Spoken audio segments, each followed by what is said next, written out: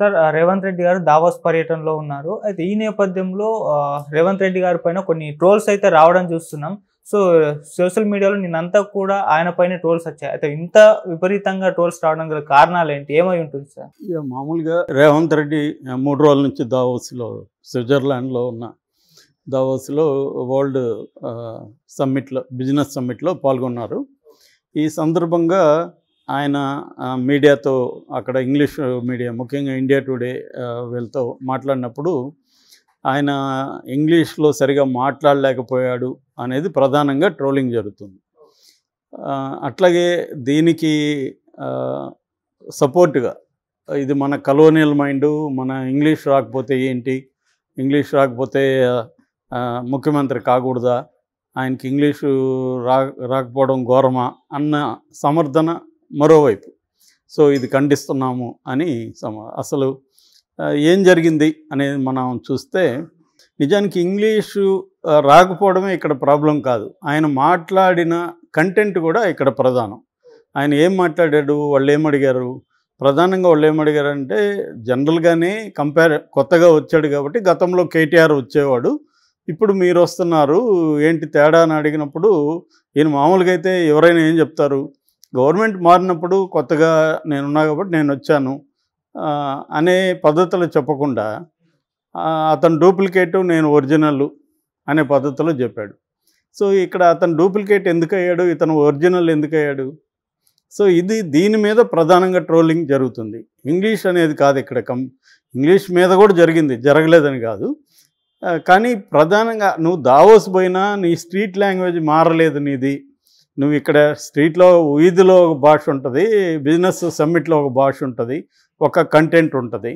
అక్కడ నువ్వు మళ్ళీ పోయి అక్కడ చీప్ రాజకీయాలు చేస్తున్నావు, నీకు వచ్చిరాని ఇంగ్లీష్తో అన్న ఇది ప్రధానంగా. అంటే కమ్యూనికేట్ సరిగా చేయి. ఇక్కడ లాంగ్వేజ్ ప్రాబ్లం గురించి కాదు వాళ్ళు మాట్లాడేది, కమ్యూనికేట్ నువ్వు చేయలేకపోయావు. నువ్వు చేయలేనప్పుడు నువ్వు కమ్యూనికేట్ చేసే వాళ్ళ ద్వారా నువ్వు చేయించాలి, కానీ నీ కమ్యూనికేషన్ రాకపోవడం ప్రాబ్లం అని వీళ్ళెవరు చెప్పలేదు. వచ్చిన వాళ్ళ దగ్గర ఎందుకు చేయించలేదు అనేది వీళ్ళు మాట్లాడారు. శ్రావణ్ చాలా పెద్ద ఆయన ట్వీట్ చేశాడు, అది మొత్తం నేను చదివాను. ఆయన కూడా ఏమన్నారంటే, ఆయన నీకు ఇంగ్లీష్ రాకపోవడం ఘోరమో నేరమో అనలేదు, నేర్చుకొని కదా వెళ్ళాలి, అట్లేం మాట్లాడలేదు. నీ వల్ల కానప్పుడు నీకు ఎవరైతే అక్కడ దుభాషణ్ ట్రాన్స్లేటర్ని పెట్టుకోవచ్చు, లేదా ఈయన శ్రీధర్ ఉన్నాడు ఐటీ మినిస్టరు, ఆయన ద్వారా ఆయన దగ్గర మాట్లాడించవచ్చు. విషయం ఏంటంటే, నువ్వు నీ తెలంగాణ గురించి అక్కడ ప్రొజెక్ట్ చేయాలి. సో క్లియర్గా విలేకరు ఒక ప్రశ్న వేశాడు, మీరు మీ గతానికి మీకు తేడా ఏంటి, మీ పాలసీ ఏంటి అని అడిగినప్పుడు ఈయన అది చెప్పకుండా చాలా వేగ్గా మాట్లాడుతున్నాడు. అంటే రాజీవ్ గాంధీ కాలం నుంచి స్టార్ట్ చేసి చాలా వేగ్గా మాట్లాడాడు. అట్లాగే స్పెసిఫిక్ క్వశ్చన్స్ ఆయన వేశాడు. అదేంటంటే, ఇక్కడికి మహారాష్ట్ర వచ్చింది, తమిళనాడు వచ్చింది, కర్ణాటక వచ్చింది, ఇలాంటి స్టేట్లంతా వచ్చినప్పుడు మీరు కూడా వచ్చారు, మరి కాంపిటీషన్ ఉండదంటే ఈయన ఏం చెప్పాడు, మాకు రాష్ట్రాలతో కాంపిటీషన్ కాదు, ప్రపంచంతోనే కాంపిటీషన్ అన్నాడు. That is also very vague answer. ఆయన స్పెసిఫిక్గా అడిగింది ఏమిటి, ఇక్కడ మీరు భారతదేశంలో పెట్టుబడులు పెడుతున్నారు, ప్రపంచంతో నీకేం కాంపిటీషన్ ఉంది? ఇక్కడ క్లియర్గా నీకు పక్క రాష్ట్రాలతోనే కాంపిటీషన్ ఉంది. ఎందుకంటే అక్కడ వచ్చిన వాళ్ళు కూడా బిజినెస్ జర్నలిస్టులు, వాళ్ళకి వరల్డ్ వైడ్ కూడా బిజినెస్ మీద, అట్లాగే ఇండియాలో స్టేట్స్ బిజినెస్ మీద ఒక అండర్స్టాండింగ్ ఉంది. అలాంటి వాళ్ళతో మాట్లాడే పద్ధతి అయితే కరెక్ట్గా అనిపించలే నాకు కూడా నేను చూసినప్పుడు. సో ఆ జర్నలిస్టు బిహేవియర్లో కూడా తేడా తెలిసిపోతుంది. సో ఇతను పొలిటికల్గా రియాక్ట్ అవుతున్నాడు, కానీ అతను అడిగిన దానికి క్లియర్గా చెప్పాలి. అప్పటికి అతను మళ్ళీ ఇంకో స్పెసిఫిక్ క్వశ్చన్ వేస్తాడు. అదేంటంటే, ఫర్ ఎగ్జాంపుల్ మహారాష్ట్రకి మీరు కంపేర్ చేసినప్పుడు మీకెందుకు పెట్టుబడులు ఇవ్వాలి, మీ రాష్ట్రంలో ఎందుకు పెట్టుబడులు పెట్టాలి అనేది అడిగాడు. దానికి కూడా వేగ్గా మాకు రింగ్ రోడ్ ఉంది, మాకు కల్చర్ ఉంది, మాకు హైదరాబాద్ ఉందని స్టార్ట్ చేశాడు. హైదరాబాద్ ఉన్నారు అందరూ, వాళ్ళకి తెలియదు, ఆ జర్నలిస్ట్కి తెలుదా మీకు హైదరాబాద్ ఉన్నట్టు? మీకు రింగ్ రోడ్డు ఏ సిటీలో రింగ్ రోడ్ లేని సిటీ ఏమైనా ఉందా? అది కాదు కదా. సో నువ్వు ఎలా ఫెసిలిటేట్ చేస్తావు, ఒక వ్యాపారం ఇక్కడ పెట్టాలనుకున్నప్పుడు వాళ్ళకి నువ్వు ఎలా ఫెసిలిటేట్ చేస్తావు, పర్మిషన్లు ఎలా ఇవ్వబోతున్నావు, ఫెసిలిటేట్ ఎలా చేయబోతున్నావు, గతంలో ఏమైనా ఇబ్బందులు ఉంటే దాన్ని తొలగించి నువ్వేం కొత్త పాలసీ ఏం తీసుకొస్తున్నావు, అట్లాగే నీకు ఇక్కడ ఇన్ఫ్రాస్ట్రక్చర్ ఫెసిలిటీ ఎలా ఉంది, ఇక్కడ మ్యాన్ పవర్ ఎలా ఉంది, వాళ్ళకి ఫెసిలిటీస్ ఎలా ఉన్నాయి, అట్లాగే ఈ సిటీలో పీస్ని ఎలా కంటిన్యూ చేయబోతున్నాం, ఇవి కదా చెప్పాలి. ఎవరైనా కూడా ఎనీ కామన్ సెన్స్ ఉన్నాడు ఒక బిజినెస్ మ్యాన్ వచ్చినప్పుడు ఏం చూస్తాడు అతను, ఇక్కడ ఇన్ఫ్రాస్ట్రక్చరు, ఇక్కడ బిజినెస్ పాలసీ ఏంటి, వీళ్ళు మనల్ని ఏడిపిస్తారా, లంచాల పేరుతో వేధిస్తారా, ఇక్కడ లోకల్ వాళ్ళకి ఉద్యోగాలు ఇవ్వలేదని మనల్ని బెదిరిస్తారా, తర్వాత ఇన్ఫ్రాస్ట్రక్చర్ ఉందా, రోడ్స్ ఉన్నాయా, ఎయిర్పోర్ట్ దగ్గర ఉందా, మిగతా ఇన్ఫ్రాస్ట్రక్చర్ దగ్గర ఉందా మనకి, అట్లాగే సప్లై చైన్కి మనకి ఇబ్బంది ఉండకుండా ఉంటుందా, ఇవన్నీ వాళ్ళు ఆలోచిస్తారు. సో ఆ బిజినెస్ మోడల్ని బట్టి, అది ఏ రకమైన బిజినెస్ బట్టి అవన్నీ ఆలోచిస్తారు. అవి నేను ప్రొవైడ్ చేస్తాను, ఇంకా బెటర్గా చేస్తాను కేటీఆర్ కంటే కూడా. గత ప్రభుత్వాలు కూడా వాళ్ళ పద్ధతులు చేసి నేను ఇంకా దాన్ని మెరుగుపరుస్తానని చెప్పడం మానేసి ఎంతసేపు అక్కడ పోయినా కూడా వీళ్ళని నిందించడం అనేది కనబడుతుంది. నిజానికి ఐటీ సెక్టర్లో కేటీఆర్ని కానీ కేసీఆర్ని కానీ తప్పుపట్టేది ఏమీ లేదు ఇక్కడ. అందుకనే హైదరాబాద్లో చుట్టుపక్కల దాదాపు 28 చోట్ల బీఆర్ఎస్కి ఎందుకు మంచి మెజార్టీ వచ్చింది అంటే ప్రధానంగా ఇదే కారణం. అంటే వాళ్ళు అర్బన్ ఏరియాస్లో వాళ్ళ డెవలప్మెంట్ క్లియర్గా కనిపిస్తుంది.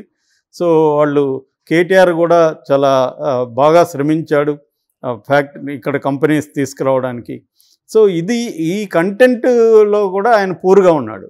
సో ఆయన ప్రిపేర్ అవ్వలేదా లేకపోతే ఆయనకు ఓవర్ కాన్ఫిడెన్సా ఇది తెలీదు. అంటే నేను డీల్ చేయగలనులే అనుకున్నాడా అనేది తెలియదు. కానీ ఏదేమైనా కమ్యూనికేషన్ ప్రాబ్లం అయితే ఉంది. ఇక్కడ లాంగ్వేజ్ ఆయనకు వచ్చారా అనేది అనవసరం. కానీ నీకు ఒక అందరూ ఇంగ్లీష్ మాట్లాడే చోట నేను వెళ్తున్నాను అనుకో, నాకు ఇంగ్లీష్ రాదు, అప్పుడు నేనేం చేయాలి?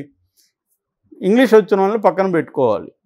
వేరే మార్గం, ఈయనకి ఆ ఫెసిలిటీ ఉందిగా. ఆయన జయేష్ రంజన్ ఉన్నారు కూడా పక్కనే, చాలామంది ఉన్నారు. ఈవెన్ శ్రీధర్కి ఈయనకంటే బెటర్ ఇంగ్లీష్ వచ్చి అంటున్నారు. సో అలాంటి వాళ్ళని పెట్టుకొని కమ్యూనికేట్ చేస్తే తప్పేం లేదు. ఇక్కడ ఇంగ్లీష్ రావాల్సిన అవసరం లేదు. చదువుకోని వాళ్ళు కూడా ముఖ్యమంత్రులు అయిన సందర్భాలు ఉన్నాయి. ఇక్కడ అదేమీ ప్రాబ్లం కాదు. నీకేందంటే ప్రాబ్లం, మనకేం తెలుసు ఏం తెలియదు, తెలియని చోట ఏం చేయాలి అనేది ఉండాలి. ఇప్పుడు తమిళ వాళ్ళు చూస్తుంటాం మనం, చాలా చోట్ల వాళ్ళు తమిళ మాట్లాడతారు వాళ్ళు. సో వాళ్ళేమీ సిగ్గుగా ఫీల్ కారు. సో ఇక్కడ లాంగ్వేజ్ కాదు ఇంపార్టెంట్, కమ్యూనికేషన్ ఇంపార్టెంట్. కమ్యూనికేట్ మనం చేయలేనప్పుడు కమ్యూనికేట్ చేసే వాళ్ళని ఎందుకు పెట్టుకోలేదనేది ప్రధానమైన రేవంత్ రెడ్డి మీద ప్రశ్న. అంతేగాని ఆయనకి ఇంగ్లీష్ రాదనేది ప్రశ్న కాదు. చాలామంది ఏంటంటే ఐడియల్ సిచ్యువేషన్లోకి తీసుకెళ్ళిపోతున్నారు. ఏది రేవంత్ రెడ్డిని లేదా ఇంగ్లీష్ రాకపోతే ఘోరమా అని మాట్లాడేవాళ్ళు ఐడియల్ సిచ్యువేషన్ గురించి మాట్లాడుతున్నారు. ఇక్కడ this is not ideal situation. This is a particular situation where he needs to communicate in English. అది రానప్పుడు వచ్చే వాళ్ళని పెట్టుకొని నువ్వు ప్రాపర్గా ఎందుకు కమ్యూనికేట్ చేయలేదు, దీనివల్ల తెలంగాణని నువ్వు ప్రాపర్గా రిప్రజెంట్ చేయలేదు అన్న విమర్శ ఉంది. అందులో కొంత వాస్తవం ఉంది. దాన్ని పాజిటివ్గా తీసుకొని నెక్స్ట్ టైం వెళ్తున్నప్పుడు మరింత పాజిటివ్గా మనం ఎలా పెట్టాలనేది నేర్చుకోవాలి తప్ప ఇందులో దీన్ని ఓవర్గా రాజకీయం చేసేసి ఇంగ్లీషు మన కలోనియల్ మైండ్ ఇంకోటి మాట్లాడితే అది చెప్పేయడం వేస్ట్. కలోనియల్ మైండ్ అయితే మరి వాళ్ళ పిల్లల్ని కలోనియల్ మైండ్ అనే వాళ్ళు వాళ్ళ పిల్లల్ని ఇంగ్లీష్లోకి చదివిస్తున్నారా లేదా? ఎందుకు చదివిస్తున్నారు? తెలుగులో చదివించవచ్చు, గవర్నమెంట్ స్కూల్కి పంపించచ్చుగా వాళ్ళ పిల్లల్ని.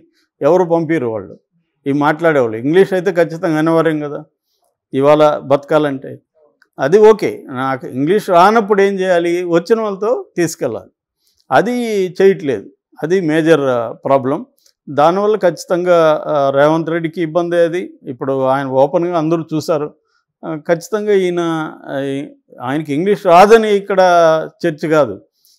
ఆయనకి ఇంగ్లీష్ రానప్పుడు వేరే వాళ్ళని ఎందుకు పెట్టుకొని కమ్యూనికేట్ చేయలేదు అనేది ఇక్కడ చర్చ. అది ఎందుకు చేయలేదు అనేదే ఇప్పుడు చర్చ. ఇంకొక రెండో వైపు ఏమంటున్నారు కొంతమంది, ఆయన చాలా ధైర్యంగా కాన్ఫిడెంట్గా వెళ్ళాడు, అది మెచ్చుకోవాలంటున్నారు. ఎందుకు మెచ్చుకోవాలి? నువ్వు నీ పర్పస్ సర్వ్ అయిందా లేదనేది కదా ఇంపార్టెంటు. కాన్ఫిడెన్స్ కాదు ఇక్కడ ఇంపార్టెంట్. నీకు పర్పస్ ఏంటి, అక్కడ పోయిన పర్పస్ ఏంటి, తెలంగాణలో మీరు ఎందుకు పెట్టుబడులు పెట్టాలి అని వాళ్ళని కన్విన్స్ చేయగలగాలి. మీడియాతో మాట్లాడేటప్పుడు కూడా వాళ్ళు అడిగిన స్పెసిఫిక్ ప్రశ్నలకి విత్ డేటా విత్ స్పెసిఫిక్గా మాట్లాడగలగాలి. అది నువ్వు మాట్లాడలేని పరిస్థితుల్లో మాట్లాడే వాళ్ళని పెట్టాలి. That is this simple. అది వదిలేసి రేవంత్ రెడ్డికి ఇంగ్లీష్ రాదా వచ్చా అన్న చర్చే వేస్ట్. అసలు ఆయనకి ఇంగ్లీష్ వచ్చా రాదనేది ఇమ్మెటీరియల్. ఆయన ఆ పర్పస్కి ఈయన ఎందుకు వెళ్ళాడు, ఈయన వెళ్ళినప్పుడు ఆ పర్పస్ నెరవేరిందా లేదా, అల్టిమేట్ రిజల్ట్ ఇంపార్టెంట్. ఆ రిజల్ట్ అనేది కొద్ది రోజుల్లో తెలుస్తుంది మనకి, బిజినెస్ ఎంత పెట్టుబడులు వస్తున్నాయని. బట్ ఈ క్రమంలో ఆయన మీడియాతో మాట్లాడినప్పుడు కంటెంట్లో కూడా, లాంగ్వేజే కాదు, ఆయన చెప్పిన కంటెంట్లో కూడా ఒక క్లారిటీ కానీ ఒక అసెర్షన్ కానీ అదేమీ లేదు. అది లేకపోవడానికి ఆయన ఇంగ్లీష్ కారణమా తెలియదు. అప్పటికి హిందీలో కూడా షిఫ్ట్ అయ్యాడు ఆయన. హిందీలో షిఫ్ట్ అయినప్పుడు కూడా ఈ రాజకీయాలు మాట్లాడుతున్నాడు తప్ప వ్యాపారాన్ని నేను అట్రాక్ట్ చేయాలంటే ఏం మాట్లాడాలా అన్న ఒక క్లారిటీ కనిపించట్లేదు ఆయన. అది మేజర్ ప్రాబ్లం.